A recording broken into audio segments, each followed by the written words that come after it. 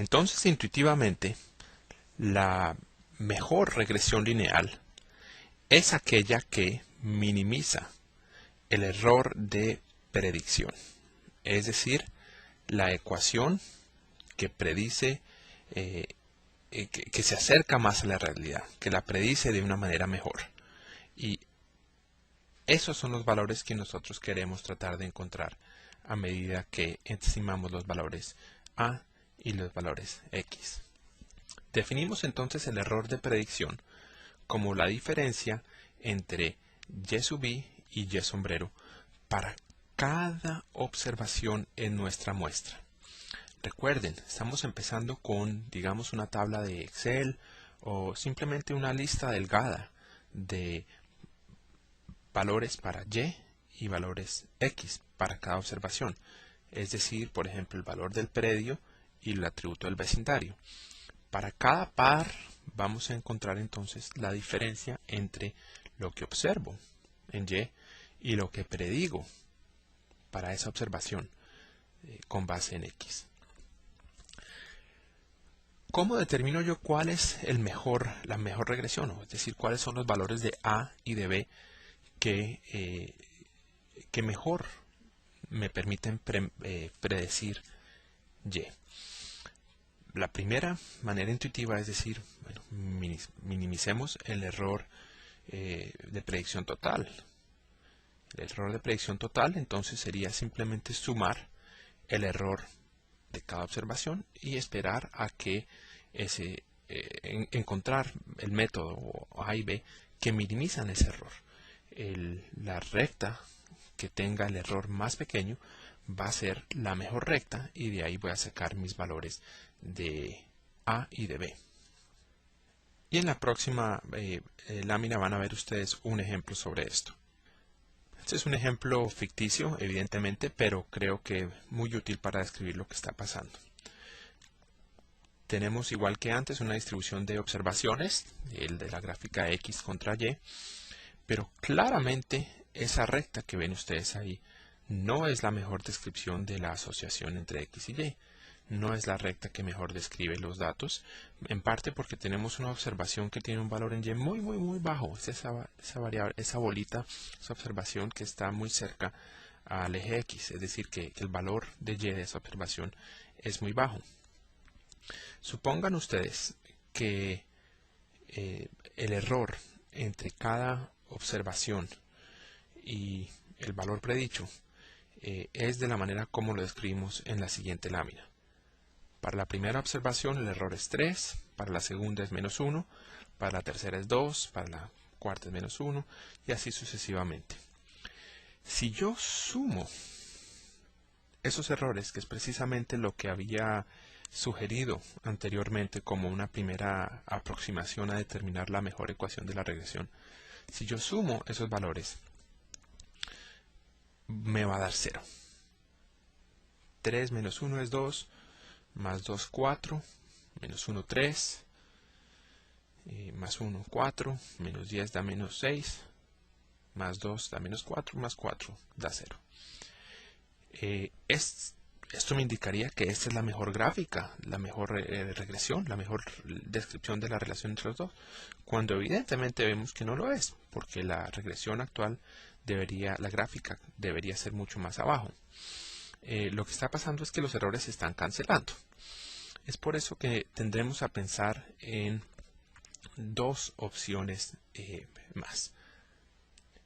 Y esas dos opciones son unas en que no se permite que errores cancelen unos a otros, o sea que los valores negativos, cuando estamos pensando que el valor debe ser más alto de lo que realmente es, cancelen a los errores positivos, que es cuando estamos prediciendo que los valores son un poco más bajos de lo que realmente son. Las dos opciones son, primero, minimizar la suma del error, pero elevando el error al cuadrado. De esta manera garantizamos que ningún error va a ser negativo y esa cancelación de que sumen 0 no va a ocurrir. Y la segunda es minimizar la suma del error, pero en valores absolutos. De nuevo, eliminando la posibilidad de que haya errores negativos y pesando igual un error de 10 a un error de menos 10. En ambos casos se puede estimar una regresión. Les anticipo un resultado. Independientemente de cuál objetivo tomen, y eso que ustedes no van a decidir eso en una regresión porque ya tenemos los métodos desarrollados, pero independientemente de cuál método se use, el resultado va a ser el mismo. Los valores de A y de B que minimizan la suma del error al cuadrado son los mismos que los resultados que minimizan la suma del valor absoluto de los errores. Entonces, ¿cuál utilizamos en realidad? Por razones históricas y prácticas, utilizamos el cálculo diferencial para poder identificar de manera analítica cuál es la recta que minimiza los errores al cuadrado. Es decir, que normalmente utilizamos el objetivo de minimizar los errores al cuadrado, y es por eso que esto se llama el método de mínimos cuadrados en términos estadísticos, y ustedes han podido oír a otras personas hablando de utilizar el método de mínimos cuadrados. Es decir, es el método que minimiza el error al cuadrado. El cálculo diferencial, si ustedes recuerdan, nos ayuda a encontrar, por ejemplo, el máximo o el mínimo de una curva.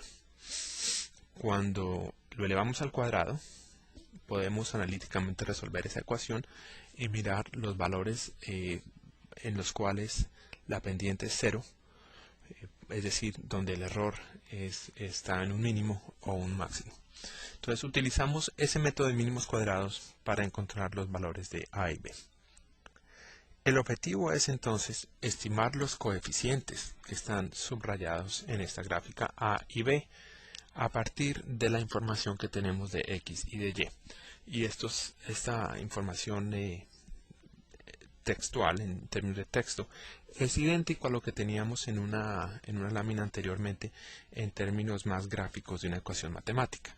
Pero es la diferencia entre cada X y su media, cada Y y su media, dividido por el error estándar de cada X al cuadrado. De cada X al cuadrado. Y A es la diferencia entre la media de Y y la media de X multiplicada por B. Quiero aquí entonces hacer un pequeño paréntesis y reiterar la idea de que ustedes no van a estar estimando estos coeficientes a mano. Más que estimarlos a mano, queremos que ustedes sepan de dónde vienen B y A, y vamos a utilizar paquetes estadísticos, vamos a utilizar la tecnología.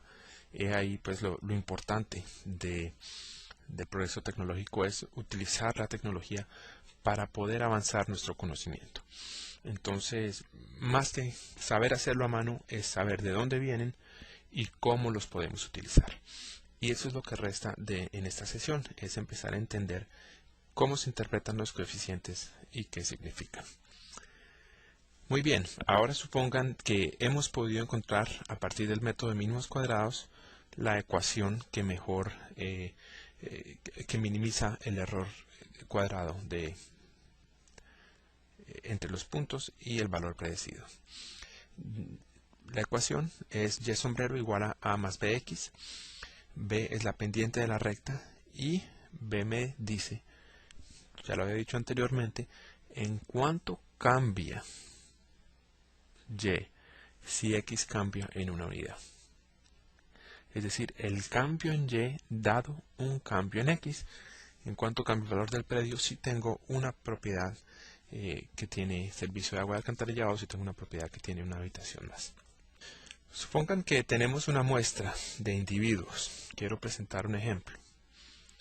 Y queremos examinar si el capital humano, medido por ejemplo por el grado de escolaridad, es reflejado en el ingreso de cada persona. Esta es una pregunta que los ministerios de educación, las secretarías de educación examinan muy frecuentemente.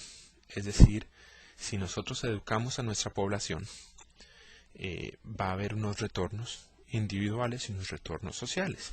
Los retornos individuales podrían reflejarse en términos de mayor ingreso para el individuo, Y en términos sociales, pues sería mayor productividad y mayor contribución al desarrollo económico de la sociedad. En este caso estamos mirando los retornos privados. A medida que educamos más a nuestra población, en cuanto aumenta el ingreso. Pensemos en términos de una regresión lineal. Vamos a observar el grado de escolaridad y vamos a observar el ingreso. Aquí muestro las observaciones que existen en mi muestra, la lista larga y delgada que les he venido hablando en términos de predios está presente aquí en términos de individuos. Les muestro 17 individuos, pero hay una lista mucho más larga que he suprimido para poder presentarla en esta pantalla. El primer individuo en nuestra muestra tiene una educación, digamos, de cuarto grado y tiene un ingreso mensual de 6.281. El individuo número 3 tiene una educación de 6 y un ingreso de 6.898. El individuo 4 también tiene una educación de 6, pero tiene un ingreso un poco más alto, de 82.12. El individuo número 12 tiene un ingreso de 10, una educación de 10 y un ingreso de 15.336. El individuo 16 y 17 tienen una educación de grado 12 y ingresos que varían entre 14.000 y 16.000. El primer paso entonces para empezar a considerar la regresión entre X y Y es hacer una gráfica de una variable contra la otra. Es decir, en este caso de ingreso contra educación, que es lo que ven ustedes en esta lámina. Se ve entonces la tendencia a que a medida que el ingreso aumente, a medida que la educación aumente, el ingreso está aumentando. Ya tenemos una idea de cómo se va a ver esa recta entre los dos. En este caso, utilicé el programa estadístico Stata para estimar la regresión.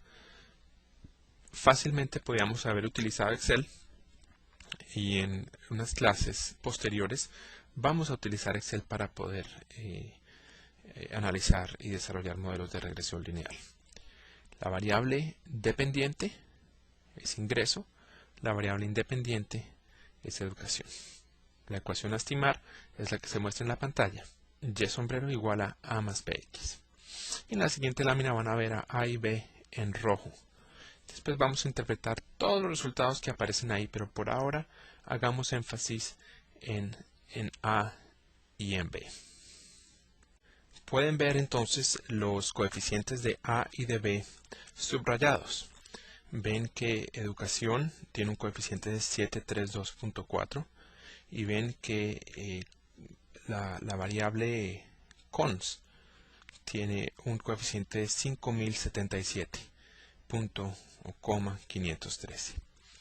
Ese cons es la constante A, ese educ es el coeficiente de la variable educación, es decir, B.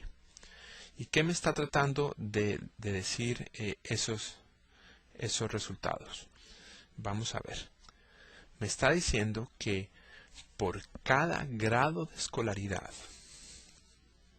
adicional que una persona tenga, la persona en promedio va a tener 732 unidades monetarias de ingreso más altos. También me está diciendo que si una persona tiene 0 grado de escolaridad, es decir, si X es 0, entonces el ingreso que se predice es de 5.077. Hay otras oportunidades en las que esa constante va a ser negativa y podía haber salido negativa en este momento. Podría haber sido menos 200.